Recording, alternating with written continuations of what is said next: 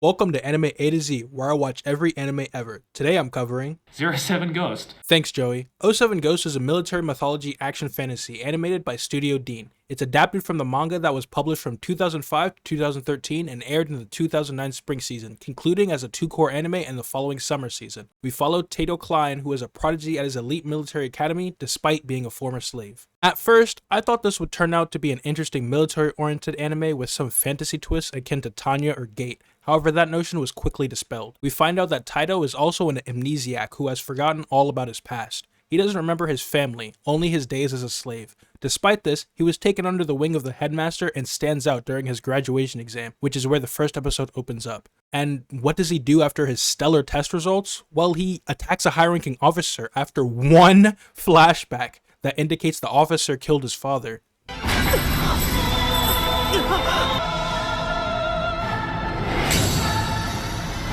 Of course, we just learned a few minutes ago that he didn't know who his parents were. However, after this one vision, he not only remembers his father, but also sees how he died. But he makes no effort to confirm the facts and even has doubts about the vision's validity. So what does he do? Assaults the man, of course.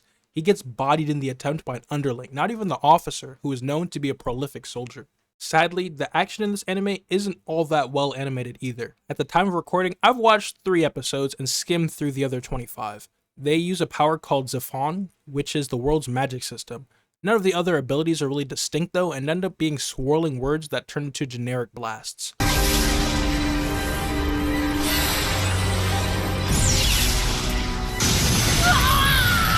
After getting bodied and put into jail, he manages to escape with the help of his friend and finds a way to a church where the entire rest of the anime takes place.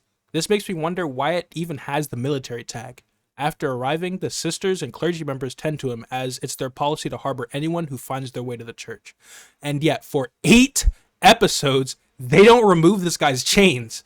Maybe they explain why later in the anime, but after an hour of him clanking around, I just end up skimming to see when he finally gets them off. Not only that, but even while they are looking out for him, he is super distrustful to the point where he won't even tell them his name.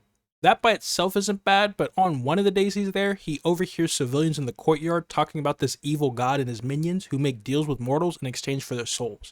Then, that very night, an old man comes to him with sweet words and asks him about his troubles. Then Tato proceeds to trauma dump his whole life story. Literally everything we as viewers know, he tells this man. Which, okay, fine. Sometimes some people are just easier to talk about. But then the old man says if he wants his wishes to come true, to see him at midnight. And then Tito does that. And guess what? He gets his soul snatched. Like, come on. For fairness, however, this is marketed as a josei or anime for adult women. And given the designs of the characters, I can see it from that angle. If that's for you, then maybe check this out. I personally, however, will be putting this in my genre recommendations as, well, I don't think this is bad. It's just really not for me. And rate this out of 10.